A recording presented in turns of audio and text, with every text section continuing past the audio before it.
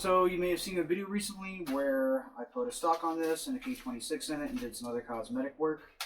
But after firing it for hours on end, even past the point that I knew in my head I shouldn't have because I was in a fair amount of pain, I ended up getting a bruise that literally went all across here. So in this video today, I'm going to take some basically just stuff you can get at any Joann Fabrics or Hobby Lobby, which is EVA foam and Velcro and a little piece of strap leather or whatever you want to use as a strap, and make a stock cap that is padded and will hopefully reduce the bruising. Of course, this isn't something you need if you have like a flywheel blaster, because you're not going to be, you know, applying that much pressure, at least I hope not, and you just go hard for no reason. But yeah, without me rambling anymore, let's go ahead and get into the video. A pad for this, and I'm going to make this pad out of EVA foam. You'll be able to take it on and off, and I will upload the patterns for this to the Facebook page if you want to make one for yourself if you have an AK style stock. If you have any sort of problems like this with another stock, you could probably go about doing something similar by simply covering this with some masking tape, wrapping some packaging tape around it, drawing lines, and then cutting that out, and that'll give you your basic pattern shape, which is how I came up with this. And I've made the outer part of it out of 5mm EVA craft foam. This stuff's high density and from Yaya Han, and it's a little bit better quality than what you would get from Hobby Lobby, but that stuff's fine too. And the bottom part of the pattern has an angle. You'll need two pieces, and the first thing you're going to do is on the top part here, apply a layer of contact cement to each of your flat top pieces, because you're going to glue those together. And if you haven't used contact cement before, how it works is you apply it to each surface, you let it dry for 15 minutes, and whenever it no longer feels sticky, which is usually 15 to 20 minutes regardless of humidity and conditions, you can join the two pieces together. However, you have to have them perfectly lined up, because once you stick them together, they're not coming apart.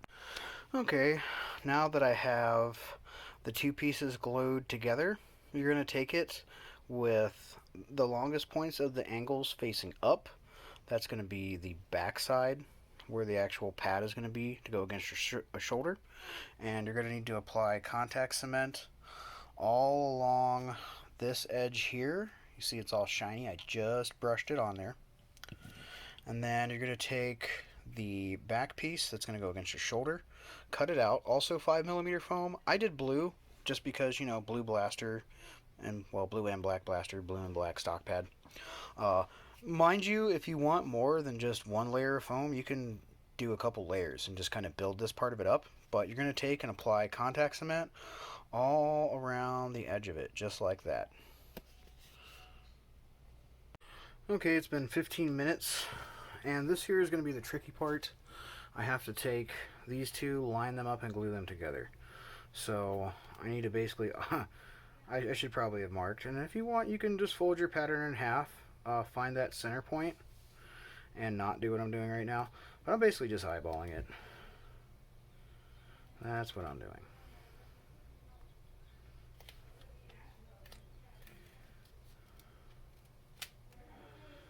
And as I'm working this around, you have to pull this as tight as possible, because you need it to end up in the center of the pattern. And it's a little bit shorter than the center of the pattern. And as you see how it's kind of bowing the pattern as I do that, that's something that's an effect that you need, absolutely need to have happen with this. Just pulling it tight, pulling it tight. If you don't pull it tight as you're gluing it together, you're going to end up with not enough at this corner point down here. Like I say, you need, oh my gosh, I couldn't have done that better if I tried. I mean, that's exactly what I meant to do, because I'm awesome, or something. So you'll notice this is here. You're going to need that there, because if you close this, it won't easily go onto the stock, like, at all. You need that there. I'm going to close this with Velcro, so you can have a nice tight fit. And then whenever you want, you can just undo the Velcro and slide it off. Okay, the next thing I'm going to do, since I had to pull this so tight, and contact cement's not perfect. Contact cement gives you a nice flexible bond. But you'll see on this, and probably on your project, it wants to pull apart. So what I do is just take some regular old household super glue and then just run that along all the seams.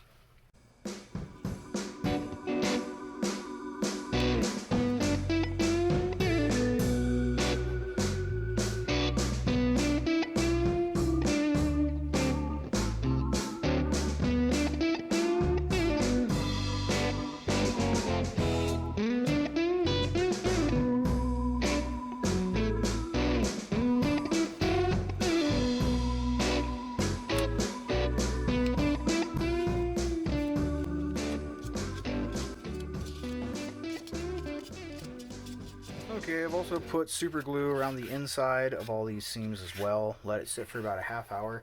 Make sure that it is fully dry, okay? But as you'll notice, there's just kind of some jagged edges and stuff going on here, and it looks ugly. I don't want to put something that looks this ugly on a decent looking blaster, so I'm going to use my Dremel with a medium grit sanding head that is honestly pretty worn down, but it is still medium grit. And I'm going to be running this at about 18 on the dial if you're using a Dremel 4000 and you're curious. Usually between 15 and 20 is where I dial it to. And I'm just going to sand this down, round it out, and try to make it look pretty. If you've never sanded foam before, if you lean into it too hard, it can grip and rip. It can gouge it. You need to be real even, have a good firm grip, but go nice and light and gentle in the process.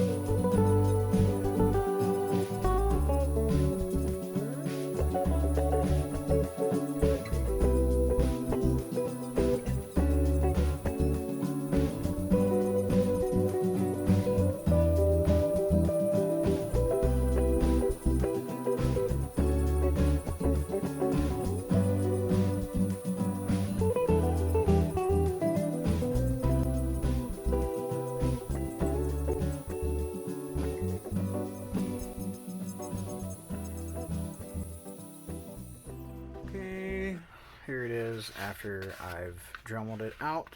Try to make it look as nice as possible. You can take a hair dryer or a heat gun and heat this up too and help smooth out some of the areas where you sanded as well. I'm going to go ahead and do that off camera. I'm just going to use a hair dryer and get some of this porous stuff to tighten up and not be so porous. But next I'm going to go ahead and put on my Velcro so I can attach this. Okay, on to adding the Velcro. Since I'm right-handed and I'll be holding the blaster like this, I don't want it to be overlapping and closing on the inside.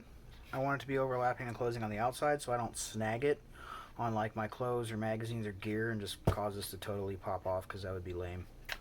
But I've put contact cement on my Velcro, and I'm going to put the pad over here, and that's where the hook part of the Velcro will hook into it. And then I have a piece of leather strip. You could use nylon strapping, leather, anything that you have, I suppose. I just happen to have this black leather, and it's really tough. I don't see it stretching easily or right away. And put contact cement on the Velcro and the leather. And now I'm going to put this Velcro here so that I can pull this over nice and tight. Figure out round about right where I'm going to need it, which is right there. See that? Bam. Now it can go on the stock and hopefully lock into place. Now this industrial strength Velcro I got, it does have adhesive on it, but the bond of the Velcro to itself is stronger than the adhesive. And I found that to be true whether it's foam or plastic or anything that I'm trying to put this Velcro on. In the pictures they show it holding up a fire hydrant, and yes, it is strong enough to hold up a fire hydrant, but the adhesive is actually less strong than the Velcro, so most likely it would fall pretty quickly, especially as the adhesive dries out. And due to that, I still have to put contact cement over the adhesive to get it to bond properly. Okay, let's go ahead and throw this on. Sure, it's going to be nice and tight, not going to come off. Okay, now I have, oh yeah, that is way nicer on the shoulder. Okay, so there was a bit of dead space over here on the side, and it caused the stock to feel a little bit sloppy. So what I did was measured in 1/4 inch and then just took the scissors and cut in a convex shape from the flat down to the 1/4 inch out, and super glued those in on either side. And now it rests quite perfectly along here. It wasn't loose, like moving back and forth or side to side, but you could feel it flexing and moving a bit, so this should help stabilize it. I also want to point out that I'm not going to store it, this blaster, with this on it.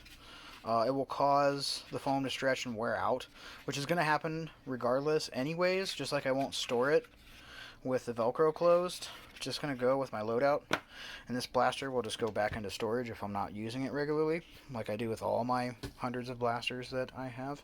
But a couple tips if you aren't going for like an aesthetic like me where you take blue and black and you want that to be your color. Although I do believe they sell clear Plastidip now, but Plastidipping this will definitely prolong the life of the foam. However, you're going to need to mask off this area and this area when you Plastidip it.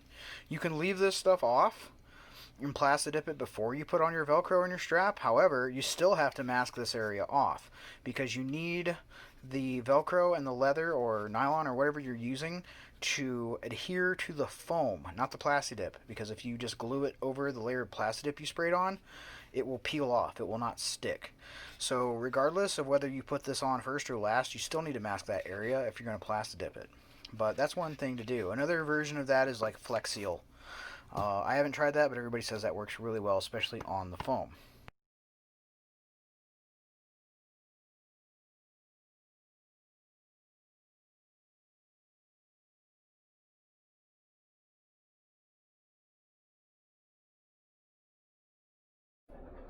Yeah, so that's going to pretty much wrap it up for this video. Pretty happy with the way this turned out. I'm glad that I tested it thoroughly and realized that I needed to put those little pieces in there to help make it just completely form-fitting on there. I did also put another layer of 1mm EVA foam on the inside.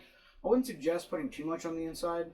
So you can always put extra layers or just a thick matte piece and Dremel it around it and still make it look pretty. Plastidip it, seal it, sell it on Etsy, do whatever. But like I say, there's links to the patterns, which are free, on the Facebook page that corresponds with this channel, and there will be a link to that in the description. And as always, thank you for watching, and have a great day.